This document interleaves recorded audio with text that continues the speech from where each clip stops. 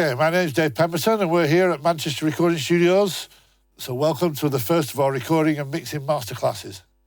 We're here in the SSL room at Manchester Recording Studio where I've got a 48 channel SSL Duality, plenty of analog outboard over there in the racks. I've got some tube tech stuff, 1176s, distressors, LA2A, loads of stuff, Bricasti reverbs, Lexicon reverbs, more 1176s over here. So let's start off, quick look at my Pro Tools session. So I got a Pro Tools session from the band, and upstairs in my little pre-production studio, I went through the session, I bounced down what plugins I needed to bounce down. I went through the outputs and separated up. I've only got 32 outputs from my interface.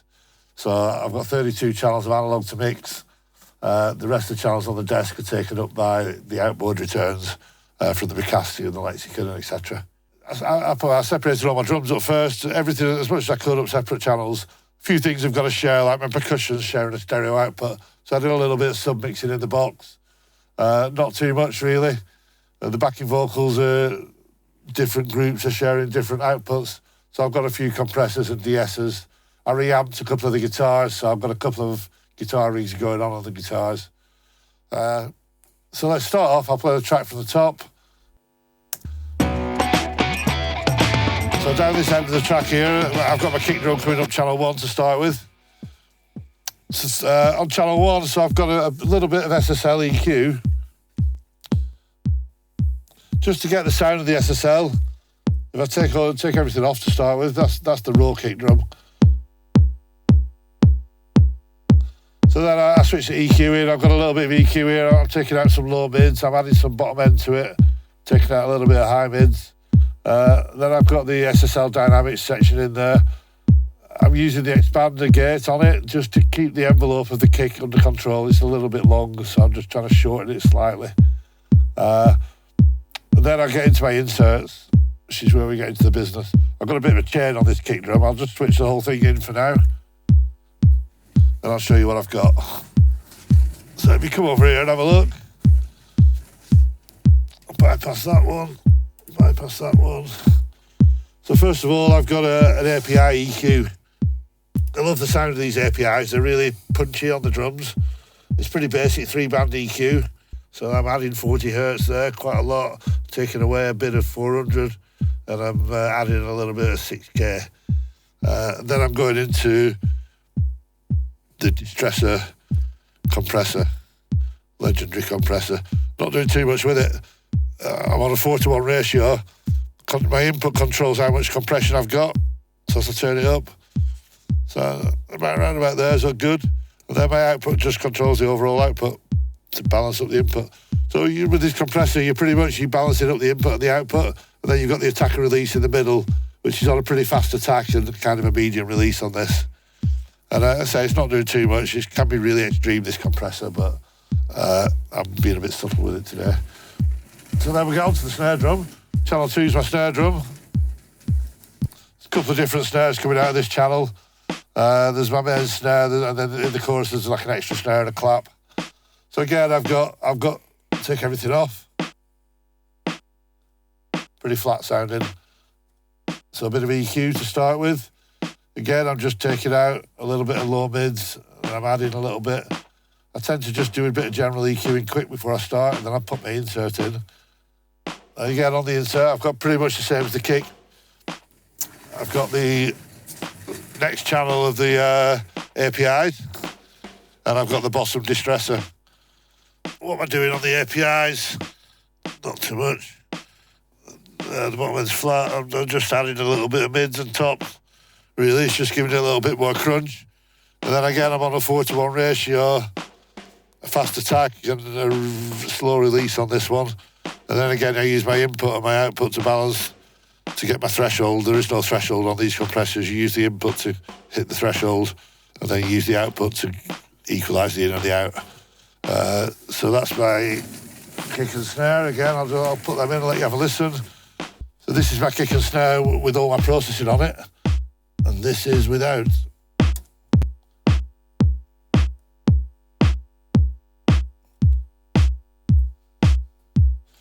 And then on my next two channels, I've got my hats and tambourines and my general top end stuff. The crashes are coming out of these channels and everything as well. There's no hardware inserts on this, it's all SSL channels. So I've got EQ and I'm taking off some bottom end. I'm using the filter section on the SSL to roll off some bottom end as well, around about 100 Hertz. And I'm using the SSL Dynamics for a little bit of compression. I'm not doing too much. I've pre-mixed these two channels a little bit in Pro Tools because there's 5 or 6 things coming out of this output. Same again on the next channel is my percussion. Just to get this percussion moving a little bit, I've got this API compressor on it. The API compressor, a bit like the EQs, it's great on drums. It's a very fast attack and release. It's a pretty extreme compressor. It's great on a drum bus. I've got so much compression in this room, I was spoiled for choice. So I've got the API on the percussion at the moment. My standard settings pretty much. I'm almost always on 4:1. Sometimes I'll go a bit more extreme on a 6:1. It doesn't really need it on this though, the 4:1's good. The attack and release are very quick on this one. So just to taste, really. You don't want it to be too slow on the release or else you'll start to lose some of the percussion. And then I adjust my threshold to get the needles bouncing a little bit. As you can see from there, it's giving 3 or 4 dBs worth of gain reduction there, something like that. That pretty much makes up my drum sound. So the next channel's the bass. The live bass on this track, if I take off my inserts, this is the bass on its own without any processing on it. And compression, I've gone for Blueface 1176. These are not original Blueface ones, they're homemade to the original spec from the, as close to as possible, the original components. The ex-tech guy who used to work here made them. So they're quite unique. We've got 2 in here and we've got 2 in the mastering room. And they're great. They're a bit more extreme than the Universal Audio ones over there. On a bass, it's great. So that's with the compression. That's without. With. I've also got some SSL EQ on here, giving a little bit more bottom end, bringing out the mids and the tops a little bit on the bass. I'm using the filter section to filter off the really low rumble. I don't want much below 40 Hertz coming through. And I'm using the SSL Dynamics just for a little bit of extra compression and just to get that SSL sound on the bass. Coming up on our next track, I've got the guitar. So if we have a look at my screen again, the guitar on this track was, when the band sent it over, it was originally this track here, which is a stereo guitar track. Got a bit of a panner on it, it's not a bad sound, but I needed something a bit extra. So I'm using this guitar. I've put it out of outputs, whatever, 15, 16. But I've also duplicated it to this other track here. But I'm using this as a second guitar. The same one, but it's got loads of processing on it. It's got a fab filter, Simpleton filter, which is giving it a bit of movement. It's got a guitar rig, which is giving a little bit of extra drive. The reverb and delay are bypassed. The main thing I'm doing there is the wah-wah, which, as you can see from the automation here, is that the wah-wah automation or the filter? Yeah, so that's the wah-wah automation. And you can see I've done it all the way through the track. I've done this live using the mod wheel on the keyboard and tried to keep it in time with the track and make it feel like a real wah-wah. And then this guitar then is going through the second 1176. I'm really hammering the compression on it, just to keep that wah-wah smooth and to keep the level, because so it's hitting 20 dBs worth of compression there. And I'm really getting the sound of the 1176 by doing that. So I'll switch it in. Hear the difference, switch it out. Switch it in. It stops. You can really hear that compressor working. It sounds quite extreme on its own, but when it's in the track, it sounds great. So my other main guitar is called an eighth guitar. There's two of them. As you guessed from the name, they're playing like an eighth pattern. So that's down with all my processing on them. I'll just play the raw guitar with nothing on it. So I'll bypass everything on the desk. And I've got a load of plugins on this one. So this is what it sounds like when I first got it.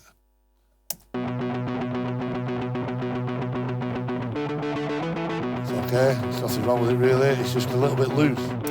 I wanted it a bit more mechanical, a bit more synth-like, a bit more of a sequence-like. So I programmed a trigger, first of all. I used a kick drum, and I just programmed straight eighth notes on it, all the way through the track. Then I sent that trigger to bus 14, and on the eighth guitar, I've got a Sonox Dynamics module with the key input switched on, set to receive bus 14. So I'm triggering the key input of this dynamic section. I'm not using the compressor, so I'm not sidechaining the compressor. I'm triggering the expander to open and close really quickly. The result is this. So this is without. I'll switch it in on both channels. And it's having the effect, it's tightening up the eighth notes, it's making it a bit more, it's quantizing it a little bit by opening and closing the gate. Then I've got a bunch of effects. I've got a Soundtoid Filter Freak. And I've just got Sonox compressor on it. This is then coming up a stereo amp on the desk, and it's panned hard left and right. On solo Pro Tools.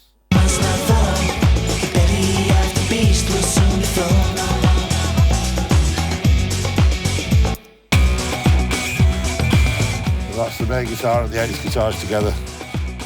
All sounding pretty tight.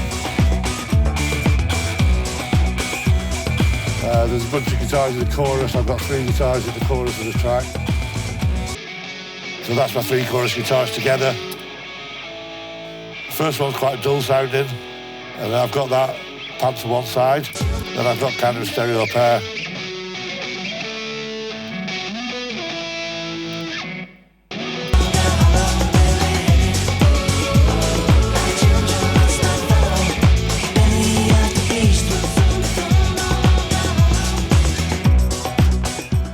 This is an interesting bit on the SSL. See me in the middle here, I'm controlling stuff. I've got this bank of 8 faders in the middle here. These are my VCA group masters. So I can cut the whole track, everything's gone. The first one, I've got my drums. So you can assign any channels. So if you see down here on these faders here, on the drum channels, the number 1's lit up. Got 1 to 8 on the LEDs there. So that's showing they're assigned to VCA group 1. My bass is VCA group 2. My guitars are all VCA group 3. But that means I know, so I'm at the push of a button, I've got control. I can just solo sections of the song, solo the bass, sitting in the middle of the desk, in centre on the speakers, and I can fine-tune the balance with my subgroups. So I've got drums, bass, guitars, keys, lead vocals, and then I've got 3 channels of backing vocals on my subgroups.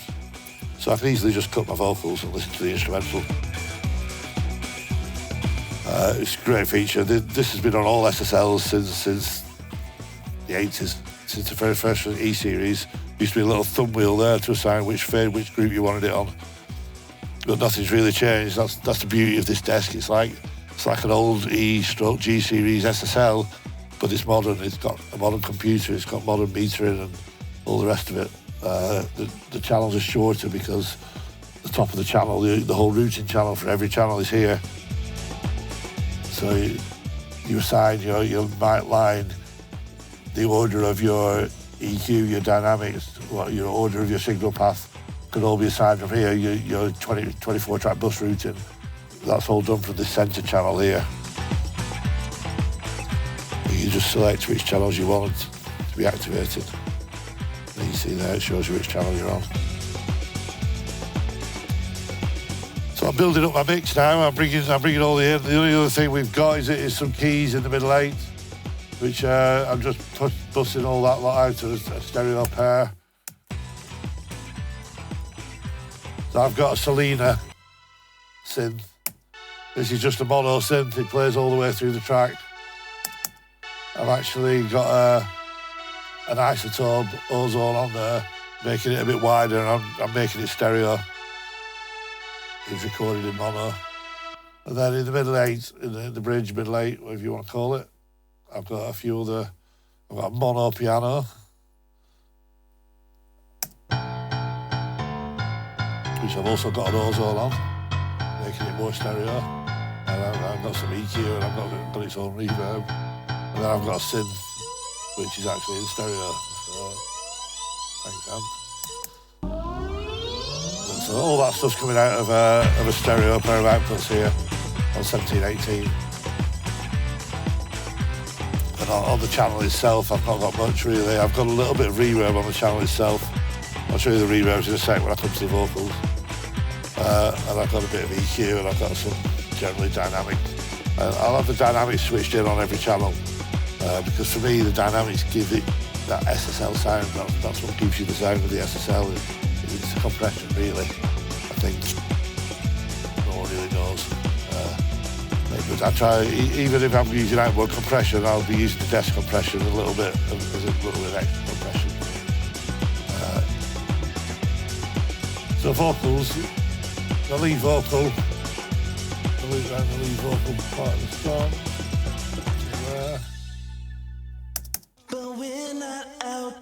So I'll turn all the effects off to start with. And the EQ and the dynamics.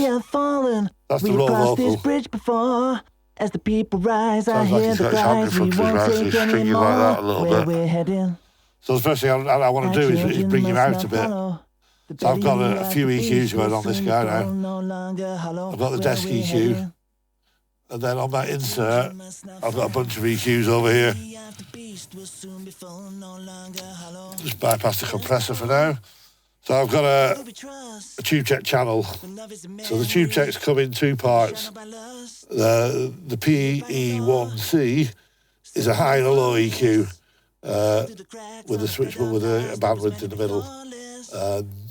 All it does is bass and treble, very basic. If you want the mid-ranges, you have to buy the extra unit, the ME1B, which gives you two mid-ranges plus a mid-range dip. So you can boost these two. This one goes from 200 hertz up to 1K. This one goes from 1.5K up to 5K, and you can boost them. The middle one's a cut, so you can see I'm cutting 1K, not doing anything on this end, and I'm giving it a very slight little bit of 5K. And on the high-low one, I'm giving it a little bit of 60 hertz, which is just warmth really, and I'm boosting 8K, so I'm brightening it up. Still wasn't bright enough for me, so I'm going after the tube techs. I'm going into the mag. The mag's a weird EQ. But we're not out. That's all about. A little bit of faith will help to eradicate all doubt. We have risen, we have fallen. We have crossed this bridge before. As the people rise, I hear the cries. We won't take any more. The mag, you essentially have a sub. And then you have 4 fixed bands, 40 hertz, 160 hertz, 450 hertz, and 2.5K. And you either cut or boost. Can't change the frequencies. So I'm cutting all the 40 hertz. I'm not adding any sub. And I'm cutting some 160. I'm cutting some 650. And I'm cutting a bit of 2.5. And I'm boosting the air band, which is your high frequencies. Switch out. Switch in. I'm boosting 10K on the air band. So that's without the mag. Our children must not follow. With it. The belly of the beast will soon be full, no longer. So my vocal's getting there now. The last part, or not quite the last part of the chain, the next part of the chain is the compression. So I'm getting the CL1B. It's my favourite vocal compressor. Has been since I first started at Strongwave Studios in the 90s. Been using one of these on almost every lead vocal I've ever mixed. I've used one of these compressors. And they're amazing. Very fast attacking these. They're pretty transparent, yet they're warm. They've got nice smooth top ends. So if you have any troubles with harshness, put it through one of these. Not slamming it. I've got like a mid ratio, 2:1, it's around 4:1, 4 5:1. Use the threshold to get my compression level. I don't want much more than that. That's about as much as I'd ever do on something like this. And then I'm just using my output to give me a bit of gain at the end. Then this is a little bit excessive, but I've got an analog de-esser, so I've got it on him anyway. I've just got that set to 2K at the moment. It's pretty bad. You set the frequency and then you set the threshold, and you'll just see when he starts singing again. It's just tickling the S's. I'm using that in conjunction with plug-in de-essers. I use the Fab Filter Pro Q4, Pro Q3, Pro Q4. I use that quite a lot on vocals, and I also use a Sonox suppressor. S's are your worst enemy. The breaths of the S's are your worst enemy when you're mixing a vocal. So controlling those, the plugins are so much better than analog. Analog de-essers work to a degree, but the plugin has got a 20 millisecond look ahead, so it knows what's coming, and they're much faster. I use a combination of the analog de-esser and the plug-in de-essers. So that's my lead vocal, and then I've got a girl who does a harmony track. I've got pretty much the same treatment on her, all the same plugins, the Tube Tech EQs and the mag. The only difference on this one is I've got the LA2A compression. The belly of the beast will soon be full, no longer hollow. So that's with all the plugins on it. This is with before everything. Belly of the beast will soon be full, no longer hollow. Then with the inserts. So then the next thing I've got on the vocal is some reverbs. I'm using predominantly I'm using the Lexicon reverb. Essentially 4 reverbs in one box. It's a 5.1 surround reverb if you want it to be, or an Atmos reverb. But as you can see, it's got 8 inputs and 8 outputs, which is 4 stereo. So that's how I've got it configured at the moment. You see, on number 1, I've got a plate. On number 2, I've got a plate. Number 3, I've got a simple delay. And number 4, I've got a simple delay. One's a quarter note, and one's a very short slapback delay that's happening as acting like a thickener. So that's my 3 vocal effects, essentially: a plate reverb, slapback delay, but around about 100 milliseconds with no feedback on it. And I've got a quarter note delay repeating, which I'll ultimately return off slightly.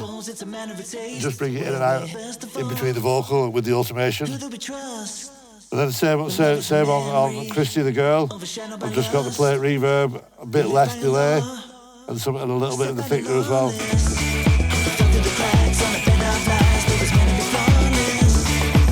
That's my two main vocals.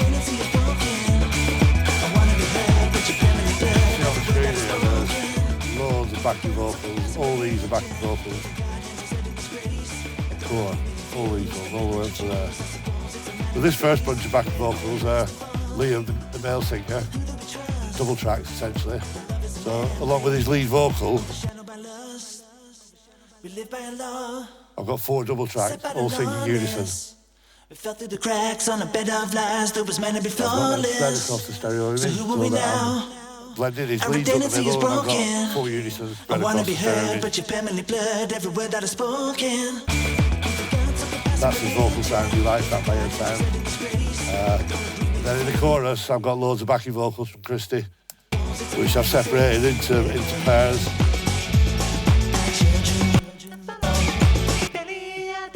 I've got some high ones.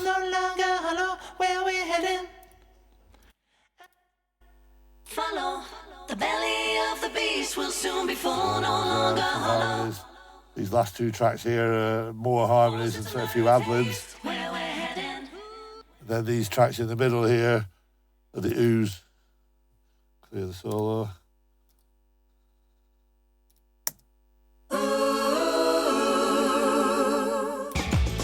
All these channels have got the same plate reverb. I'm adding a bit more reverb to the ooze using the McCasty. I've got a hole on the McCasty. I just want them quite drenched in reverb, so they've got quite a lot on them. That's without. And with the reverb. Premiere. On these backing vocals. These are kind of my main backing vocals. So I've got my last two compressors. I've got the two 1176s in the rack here. Our children must not follow. I have to do that with these things, old compressors. Children must not follow. The needles get The jammed over belly here. of the beast will So soon be they're on my backing vocals. They're weird 1176s. You have to, no two are the same. So even if it's a stereo pair, you just have to use your ears, judge the input and the output. Again, there's no threshold. It's like the distressor.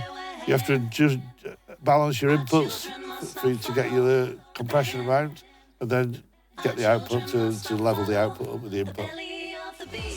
So I come to the point now where I've got my balance. I'm pretty happy with how the whole mix is sounding. I have one question. Do you know you said this has 4? Yeah. So does that come up on one return? No, so I've got 4 different channels here. So you can separate the delays, reverbs? I'm not using Lexicon 1. I've got Lexicon 2, Lexicon 3, Lexicon 4, all coming up stereo returns. I play my slapback and my delay. So you can choose how much of each you're using. I've got my room reverb over here from the Bricasti, and I've got a non-lin reverb which is on the percussion, which is coming from this AMS, which is great. Not been out very long, out a few years now, but they're copies of the old original RMX16, which was one of the very first digital reverbs in the 80s. You can now buy these brand new from AMS Steve, built in a 500 slot, and it sounds exactly like the old ones. And I used that to give me a bit of depth on the drums. These drums, it's house beats, it didn't really need it. But if you've got live drums, they're great. So the percussion, it really helps. It just gives the percussion that little bit of depth and a little bit of stereo-ness as well. So that's my drum sound before my extra bit of processing that I'm going to tell you about. I'm doing a little bit of that secret black art that they call parallel compression. You watch Mick with the Masters and all that lot, you'll see Chris Lord-Alge, he loves his parallel compression. And I like it sometimes, not all the time. In the analog domain, though, it really works. So I'm busting all my drums. All my drums are going to the stereo mix. They're also going to channels 45, 46. I'm just using the routing on the SSL to send it to both places. And then I've got channels 45, 46, switch to bus inputs. So I'm receiving a copy of my drum track down here. And on the insert, I've got a little bit of EQ and I've got my insert on. The insert's the key thing. It's quite rare, you don't see these very often. The 8051M discrete mastering compressor from Neve. It's essentially a 5.1 mastering compressor, or it can be used as 2 stereo compressors, which is what I'm doing today. So I'm using the bottom half of it on my drums. It's a decent amount of compression. I've got it bouncing about quite a lot. So that's on my parallel drum track, which I'm then blending in with the uncompressed drum track. So that's the uncompressed drums on their own. That's with the Neve compressor parallel. The effect is, fattens it up, it makes it louder, but it makes it fatter and bigger as well. It's a really good chunky drum sound. Right. You can be quite extreme on the compression on this channel because it's pumping and you're blending it with the other one. So it just gives it some movement, some air, makes the drums breathe a little bit, makes an electronic drum kit sound more lively, a bit less programmed.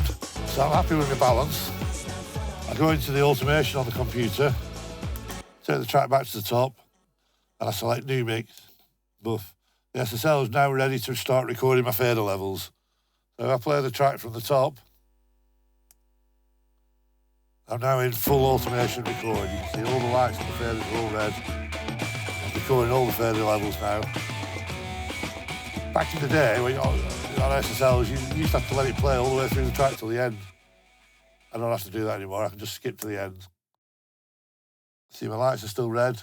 Hit record. Then if I now end my mix, recorded those levels from the start of the track to the end of the track.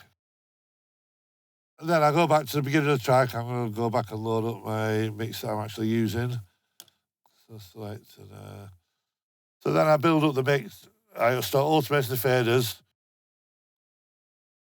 Let me play the track from the beginning.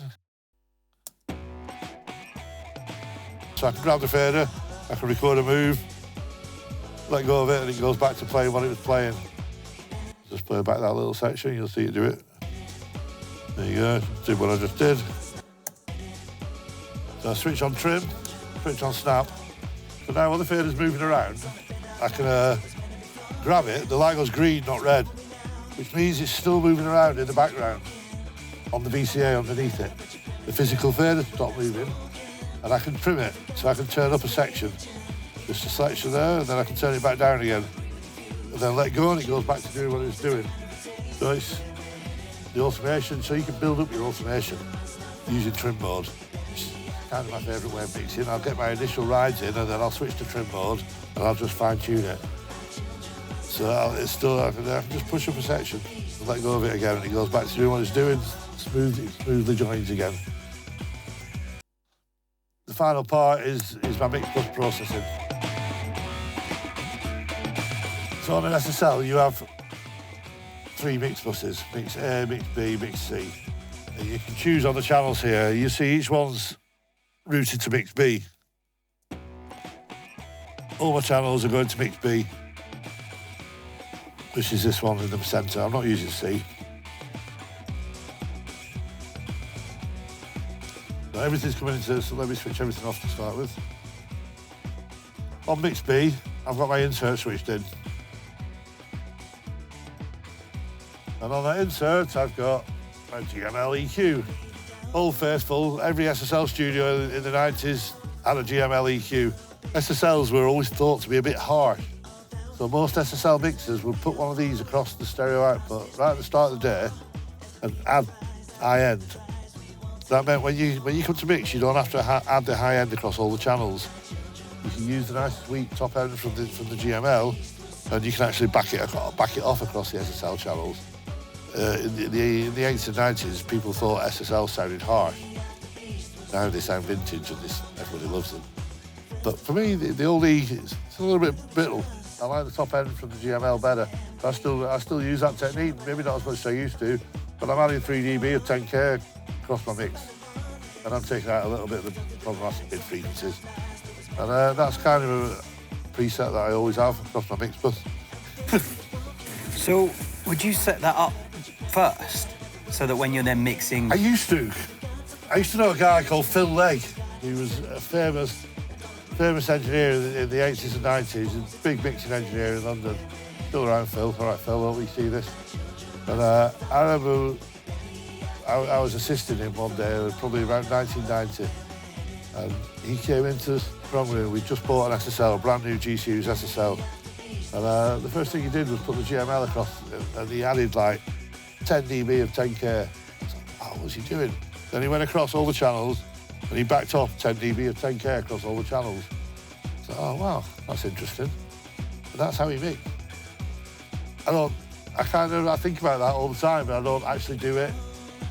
I add a little bit of top end, and I kind of do a bit of a compromise, and I usually put it on about halfway through the mix. I'll come to a point where I think, okay, I'm going to add the GML now, see how it sounds. So I use Phil's technique, but not fully. And yeah, so that's my mix B. So then from there, I'm sending from mix B, I'm sending it to mix A. And now the whole thing is coming out of mix B and it's coming back down mix A. On mix A, I've got I'll just take the automation off for a sec. I've got the master fader. You switch that on or off there. So no master fader. Obviously, I want a master fader. But you can decide which mix bus you put it on. So if you want to do automation, you can switch into that one.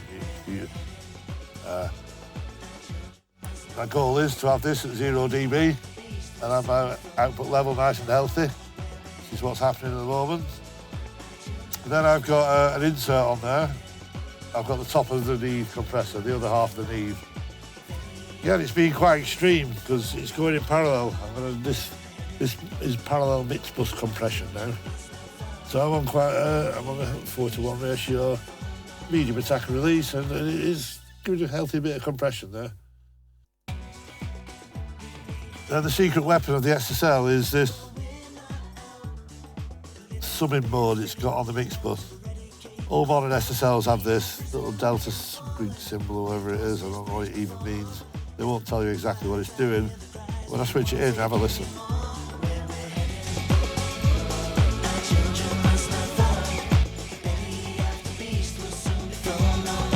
Very similar to the parallel compression on the drums is what it's doing, I think. I think it's putting this into parallel, and then it's subbing both the parallel, the two signals. So it's doing its own parallel compression in the box, in the console. Then that whole thing now, so I switch the comp in, that's the bus compressor. So the final bit of the chain is my SSL bus compressor. Glue compressor, people call it. Switch it out. Not as extreme as people think. A lot of people think these things are really going to change the sound, but they're subtle. Not everything's subtle. Mixing's a build-up of getting all the little things right, and if you put it all together, you end up with a good mix. Nothing really, there's no magic button that says, yeah, well, you press that and your mix sounds amazing. It's just a combination of all the little things. Running it through all this nice outboard here, separating the channels up the SSL, actually driving the channels as you do it. Don't just tickle the channels. You've got to put some signal through it to get the sound, some level. You want to be driving your kick channel as hard as you can without distorting, but give it some level in there. Don't be afraid of giving it a bit of level. Then the final bit now, once I've got my mix, I'm happy with it all my automation's done. I patched the outputs of the SSL to inputs 1 and 2 on my Symphony, and I record the mix from top to bottom back into the SSL, which is here. I've already done it. So from the analog output of the SSL, plug it into inputs 1 and 2 on the Aperture, and I record my whole mix from top to bottom in real time back into Pro Tools.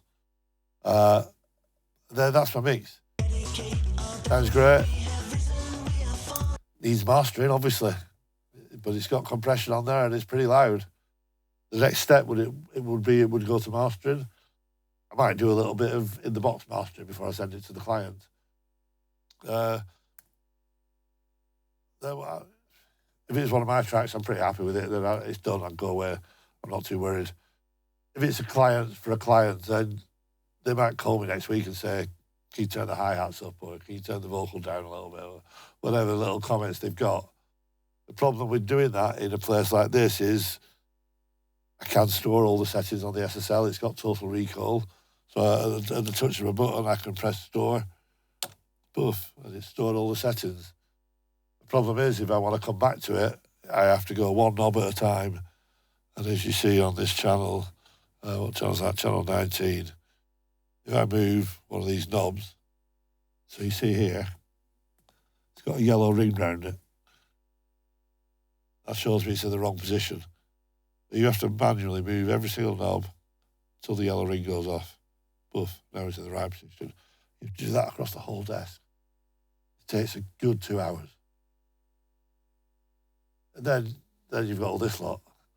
So you need to take photographs of all that lot. The problem with the photograph, depending on what angle you've got, the knob looks like it's in a different place.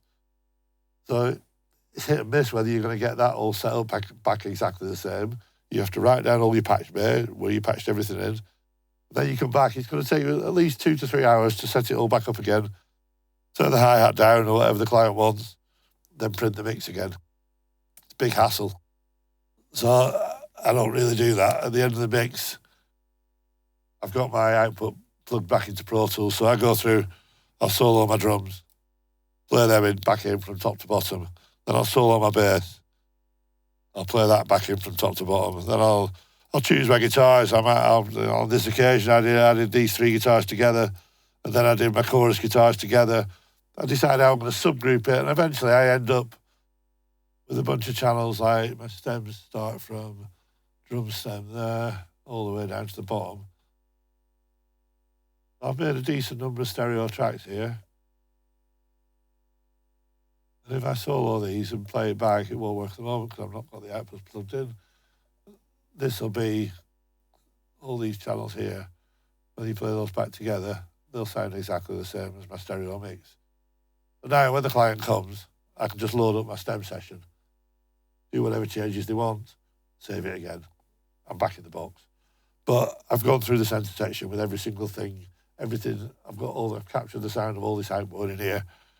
Then I can take it away. I can load that up into my laptop then, and I can make changes to the mix anywhere I am, in any room.